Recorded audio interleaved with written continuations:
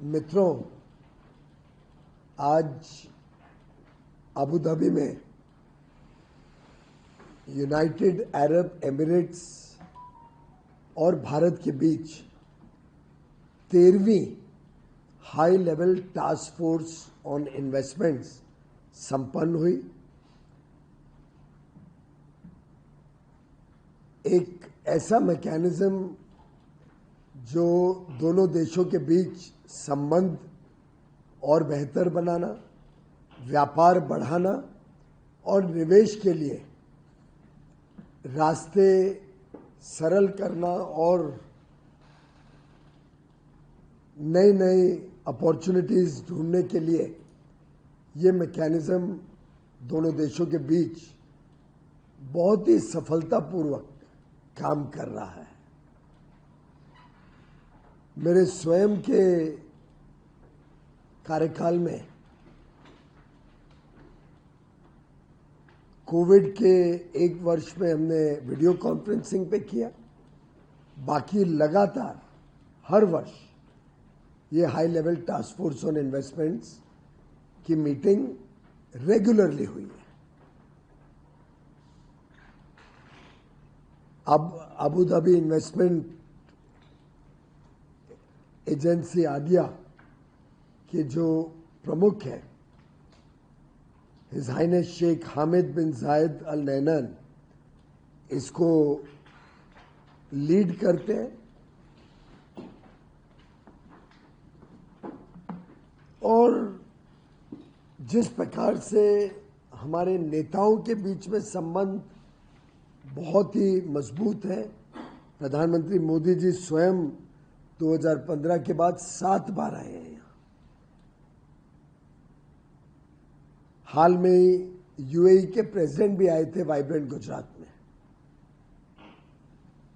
माननीय प्रधानमंत्री नरेंद्र मोदी जी को यूएई का सबसे उच्च स्तरीय सम्मान भी दिया गया, highest civilian award the order of Zayed, अगस्त 2019 में। कल प्रधानमंत्री जी के जन्मदिन पे यहाँ पे बड़ा जश्न भी मना और बुर्ज खलीफा पर उन्होंने एक प्रकार से सम्मान देते हुए माननीय प्रधानमंत्री जी के जन्मदिन पे उनको शुभकामनाएं और बधाई दी। बहुत सुंदर सा लाइट एंड साउंड शो के माध्यम से, जिसका जब मैंने इंस्टाग्राम पे डाला तो शायद 2 मिलियन व्यूज तुरंत हो गए। ये दर्शाता है कैसे भारत और यूएई के बीच में संबंध सुधरते जा रहे हैं। हमने आपस में गत 3 वर्षों से लोकल करेंसीज में व्यापार बढ़ाने का भी प्रयास जो शुरू किया था वो भी सफलतापूर्वक आगे तेजी से बढ़ रहा है। यूपीआई यहाँ पे स्थापित हो गई है। वर्चुअल ट्रेड यानी डिजिटल प्लेटफॉर्म के माध्यम से दोनों देशों के बीच में डॉक्यूमेंटेशन एक्सचेंज हो सके, उसको भी सुनिश्चित किया गया है। नए क्षेत्र इन्वेस्टमेंट के, जैसे आज की चर्चा में डिफेंस और एरोस्पेस, 2 नए क्षेत्रों के ऊपर, साथ ही साथ स्पेस टेक्नोलॉजीज में उन्होंने बहुत रुचि दिखाई आज। और हमारे साथ इन स्पेस के अध्यक्ष पवन गोयनका जी थे, तो उनको रिक्वेस्ट किया है कि वो एक पोजीशन पेपर और पोटेंशियल के बारे में जानकारियां दें। यूएई को इंटरेस्ट है उसमें। इसी प्रकार से अगर कोई निवेश में, कोई 2 तरफा निवेश में किसी को तकलीफ आती है, कोई भी और प्रकार की समस्या व्यापार के संबंध में दोनों देश के बीच होती है, तो ये हाई लेवल टास्क फोर्स में उसको रिजॉल्व किया जाता है। कई वर्षों से यहाँ पे इनकम टैक्स का अवसर लगाने की एक बात पेंडिंग थी। पिछली बार की HLTFI में मैंने रेज किया, बहुत ही जल्द थोड़े समय में यूएई ने एक्सेप्ट किया और अब इनकम टैक्स का अफसर हमारे यहाँ पे एम्बेसी में रहते हैं, जो फाइनेंशियल एक्सचेंज ऑफ इंफॉर्मेशन को स्पीड अप कर पाते हैं। तो अलग अलग तरीके से दोनों देशों के बीच संबंध और बढ़ते जा रहे हैं। आपको जान के खुशी होगी कि हमने जो लक्ष्य रखा था सीपा के समय, कॉम्प्रिहेंसिव इकोनॉमिक पार्टनरशिप एग्रीमेंट के समय, कि हम द्विपक्षीय बायलैटरल ट्रेड $100 बिलियन पे लेके जाएंगे। पिछले साल $100 बिलियन बायलैटरल ट्रेड अचीव कर लिया मात्र 3 वर्षों में। और अब हमने आज एक नया लक्ष्य रखा है कि non oil, non precious metals $100 billion के ट्रेड के ऊपर दोनों टीम काम करेंगी। मेरे साथ एक बहुत बड़ा business delegation CII, FICCI, ASSOCHAM, तीनों संस्थाओं का, उनके CII और फिक्की के तो प्रेसिडेंट्स भी आए हैं, लगभग 70 से ज़्यादा। और इतना बड़ा डेलीगेशन मुझे नहीं लगता यूएई कभी भारत से आया है। ये दर्शाता है कितना इंटरेस्ट है यूएई के साथ व्यापार और निवेश बढ़ाने का। हमारे दोनों देश के बीच में कोई स्पर्धा नहीं है, हम एक दूसरे को सपोर्ट करते हैं।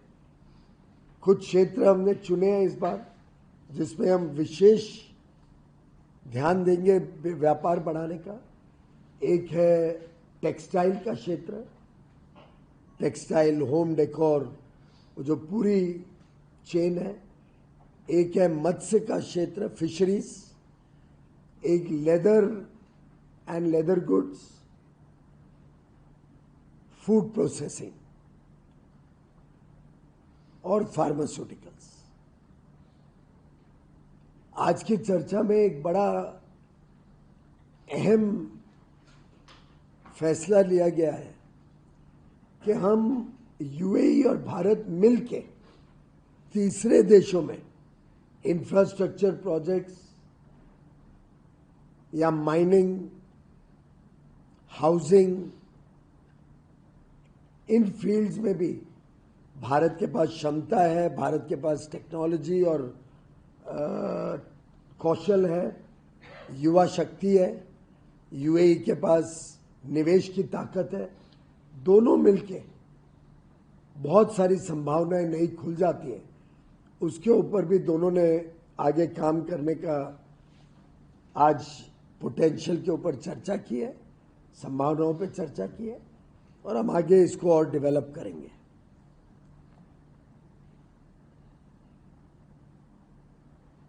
मुझे बड़ी खुशी है कि आज 5वां सबसे बड़ा निवेशक एफडीआई में यूएई बन गया है, और एफआईआई इन्वेस्टमेंट में भी उनको रुचि है बड़े पैमाने पे स्टॉक मार्केट में निवेश करने की, जिसके लिए हमारी बातचीत चल रही है। यहाँ के मंत्री ने, जो कॉमर्स और ट्रेड देखते हैं, सराहना की माननीय प्रधानमंत्री नरेंद्र मोदी जी ने जो ईज ऑफ डूइंग बिजनेस के स्टेप्स लिए हैं, कंप्लायंस बर्डन कम करना, डीक्रिमिनलाइजेशन को बढ़ावा देना, पुराने कानून समाप्त करना, सिंप्लीफाई करना सब प्रोसेस प्रोसीजर्स को, उसकी बड़े सराहना करते हुए कहा कि भारत की अर्थव्यवस्था आगे चलकर तेजी से बढ़ेगी, इस पे उनको कोई संदेह नहीं है।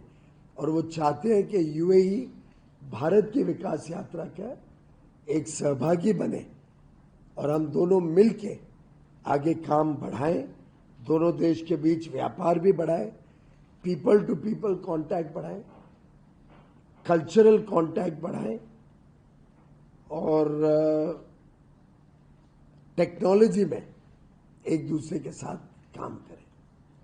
मुझे बड़ी खुशी है आपको बताते हुए कि आज से 10 साल पहले यूएई में मात्र 22 लाख लोग भारत के नौकरी करते थे या काम करते थे। आज वो नंबर बढ़ के लगभग 42 लाख करोड़ हो गए। तो आप देखिए कितनी बड़ा पैमाने पे हमारे भारत के युवा युवती, हमारे टैलेंटेड और स्किल्ड लोगों को यहाँ पे अवसर मिलते हैं। इसमें प्रोफेशनल्स भी हैं, चार्टर्ड अकाउंटेंट्स, इंजीनियर्स, टेक्नोलॉजिस्ट, इसमें कामगार भी हैं। और एम्बेसडर साहब बता रहे थे कि इतनी अच्छी तरीके से जो लोग यहाँ आते हैं काम करने, उनकी देखरेख की जाती है। चाहे वो कोविड का समय हो, जब उनको एकदम परिवार की तरह यहाँ पे रखा गया।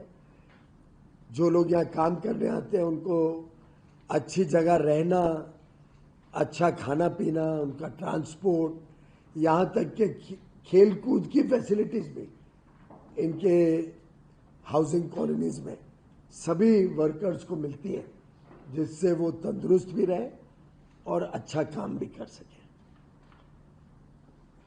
प्रधानमंत्री मोदी जी ने सही कहा था, भारत और यूएई का जो संबंध है ये एक रोल मॉडल बनेगा पूरी विश्व के लिए। और हमें पूरा विश्वास है कि इस विकास यात्रा में, अमृतकाल की विकास यात्रा में, जब एक विकसित भारत के रूप में भारत उभरता है, तब यूएई हमारा साझेदार, हमारा ट्रस्टेड पार्टनर के रूप में आगे भी हमारे साथ रहेगा। एक खुशखबरी से मैं अपनी बात को विराम देता हूं। हमारे एम्बेसडर श्री संजय सुधीर को कल ही यहाँ का सेकेंड हाईएस्ट सिविलियन अवार्ड से नवाजा गया है। हमारे लिए, सबके लिए गर्व की बात है। ये दर्शाता है कि इन्होंने अच्छा काम किया। ये भी दर्शाता है कि भारत यूएई के संबंध सुधारने में, बढ़ाने में और मजबूत बनाने में जो इनका रोल रहा है, जो गत 3 वर्ष में सफलताएं हुई हैं, वो भी सही रास्ते पे चल रही हैं। उसका भारत की अर्थव्यवस्था को और भारत के लोगों को बड़ा फायदा होगा। धन्यवाद। सर, आपने जो बोला कि non oil and non precious metals 100 crore का हमने लक्ष्य रखा है, 100 बिलियन डॉलर्स। अभी करंट एग्जिस्टिंग क्या उसका वॉल्यूम है और कितने आपने कोई डेडलाइन रखी है? लगभग अभी 50-55 बिलियन डॉलर है, जिसको हमें बढ़ा के 100 बिलियन लेके जाए। हमारा अंदाजा है 3-3.5 साल में इसको सफलतापूर्वक करेंगे।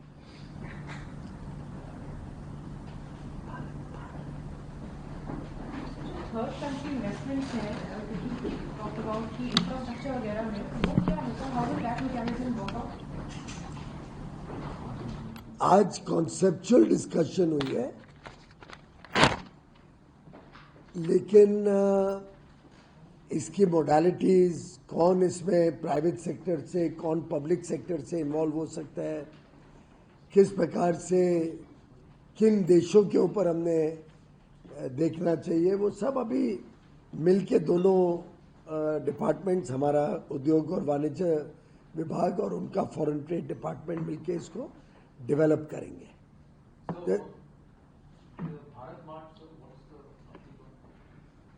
बड़ा अच्छा प्रश्न उठाया आपने। जिस प्रकार से हमने आज ये थर्ड कंट्री में जॉइंट प्रोजेक्ट्स की बात की, ऐसे ही लगभग 3 वर्ष पहले एक मेरी यूएई की विजिट में डीपी वर्ल्ड ने मुझे बताया था कि चाइना के साथ मिलकर यूएई में उन्होंने एक बड़े मॉल्स बनाए हैं, जहाँ पे शोरूम्स भी हैं और वेयर हाउसेज भी हैं, और कई चाइनीज कंपनीज यहाँ पे अपना सामान रखती हैं, शोध करती हैं अपने शोरूम में।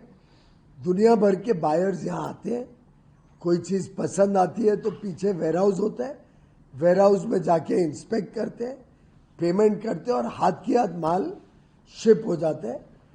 तो माल सिलेक्ट करने से लेकर डिलीवरी तक कुछ केसेस में तो चंद घंटों में पहुंच जाते हैं, कुछ केसेस में कुछ ही दिनों में यहाँ से दुबई से सीधा पहुंच जाता है। मुझे आइडिया अच्छा लगा था, तब तो सिर्फ एक कॉन्सेप्ट ही था किसी और देश का। फिर भी मैं रात को 11 बजे वो देखने गया था, और वो इतनी हमें अट्रैक्टिव लगी थी, इतना पोटेंशियल उसमें दिखा था, खास तौर पे क्योंकि दुनिया भर से, अफ्रीका से, गल्फ कंट्रीज से, ईस्टर्न यूरोप से कई लोग यहाँ पे आते हैं अपनी चीज़ें खरीदने के लिए। तो हमने डीपी वर्ल्ड के साथ चर्चा शुरू की और मुझे आपको बताते हुए खुशी है कि अब वो पूरी प्रोजेक्ट फाइनल हो चुका है। एक बहुत बड़ी जमीन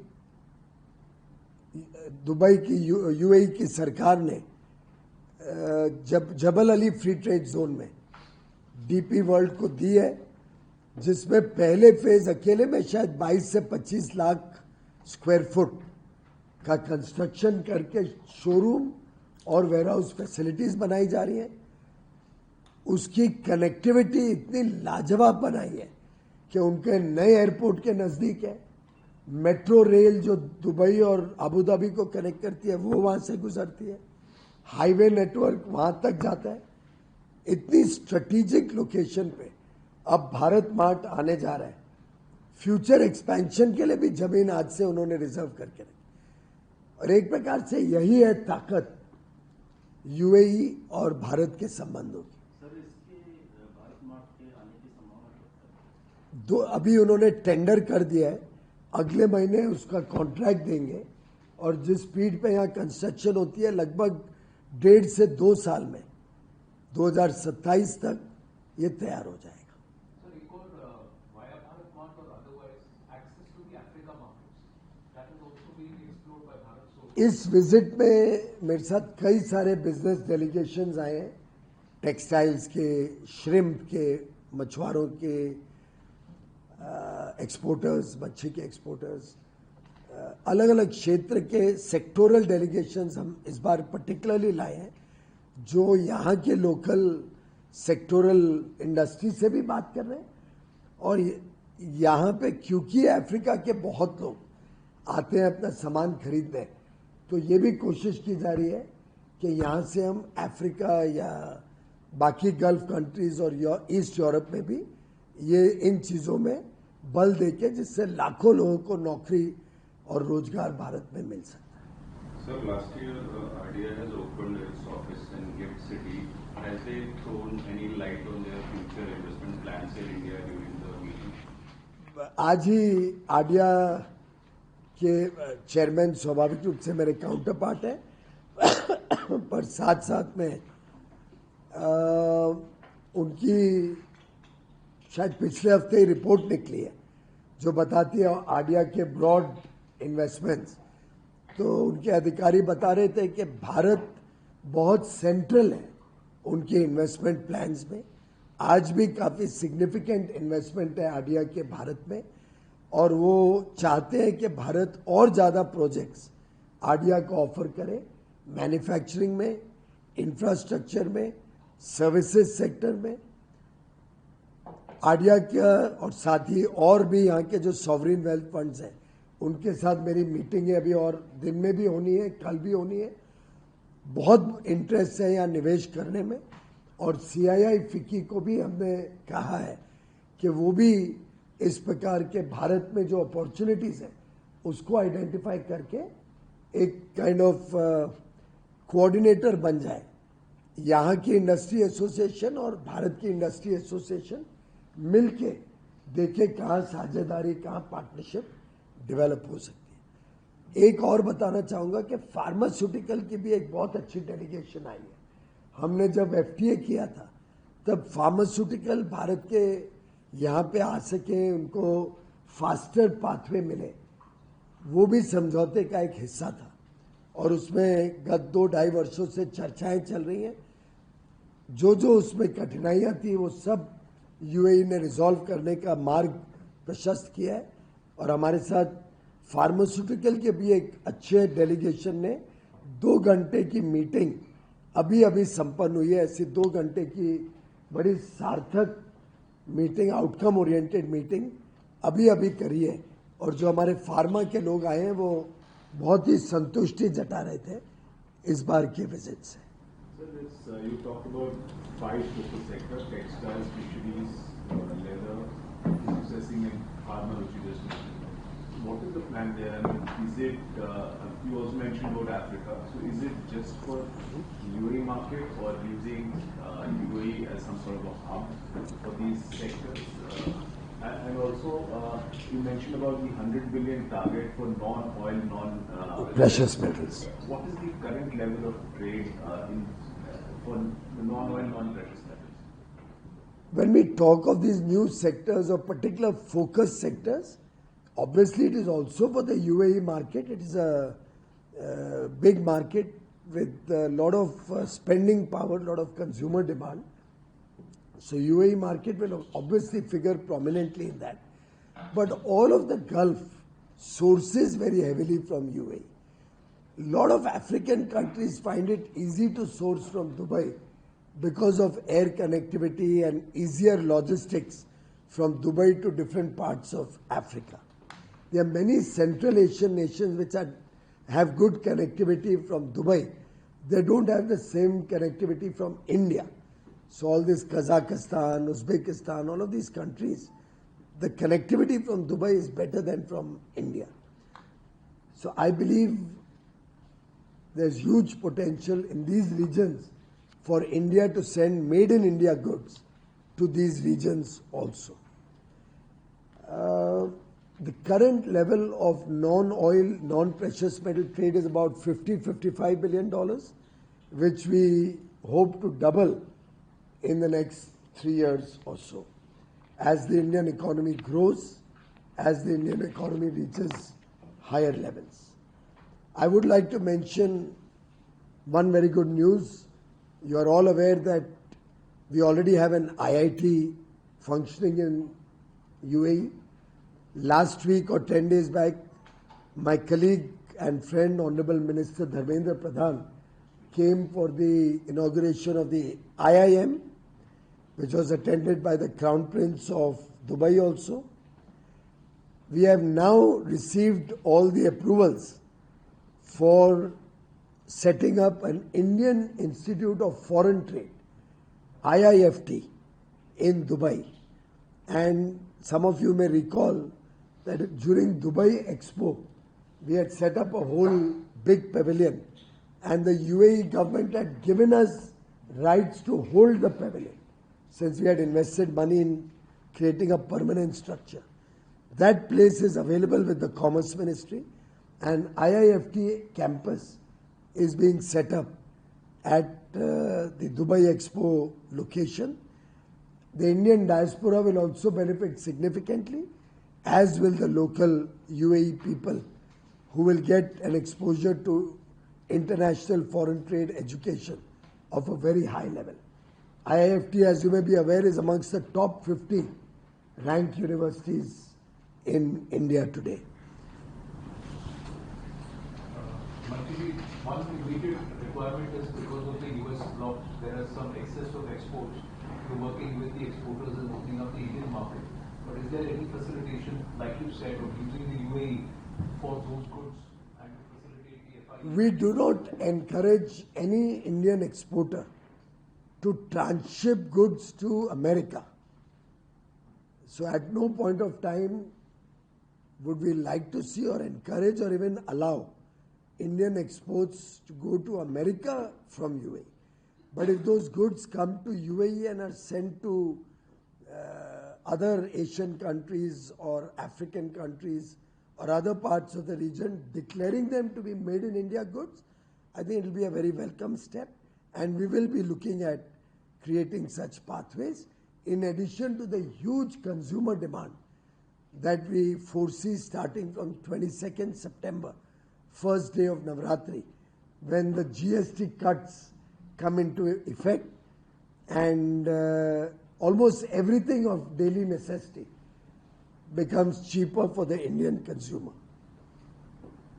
सर, टेक्सटाइल, लेदर, फार्मा जो आपने पर्टिकुलर सेक्टर्स जो लेबर ओरिएंटेड सेक्टर है हमारा, तो वो क्या हमारे जो उद्यमी है, एंटरप्रेन्योर है, वो क्या दुबई में या यूएई में उसकी फैक्ट्री लगाने के लिए ही चाह रहे हैं, ताकि यहाँ जो अफ्रीकन मार्केट है, गल्फ मार्केट है और सेंट्रल एशिया मार्केट है, उसको कैप्चर कर सके?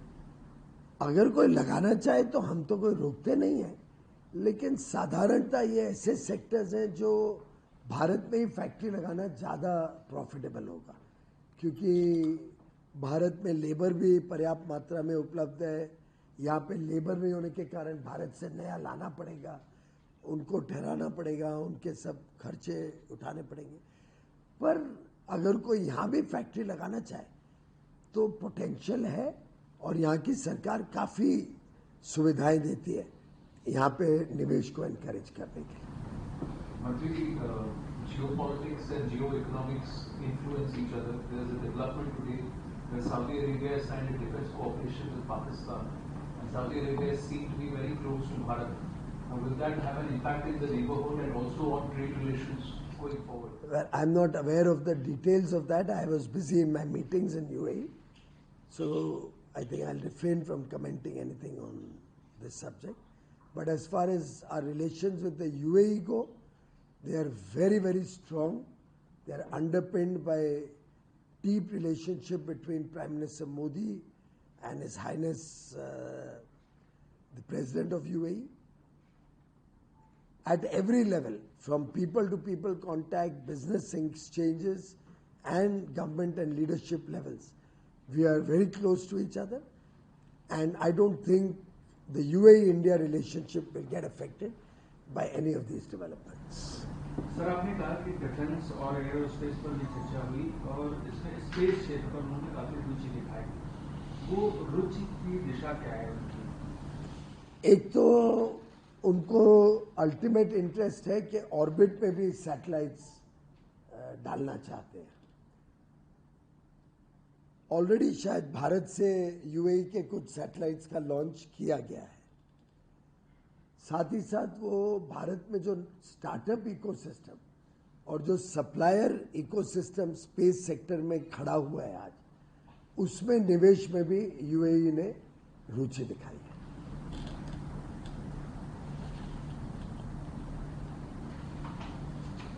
ठीक, इन्वेस्टमेंट मीट में कोई अभी हाल फिलहाल कोई बड़ा इन्वेस्टमेंट की कभी कोई प्रॉमिस हुआ है इंडिया में? ये मीटिंग स्ट्रक्चरल विषयों के ऊपर रहती है। स्पेसिफिक निवेश करना नहीं करना, किस पे करना, वो तो दोनों इन्वेस्टर और इन्वेस्टी के बीच का बात है। सरकार कभी कोई पर्टिकुलर इन्वेस्टमेंट को लेके बीच में नहीं पड़ती।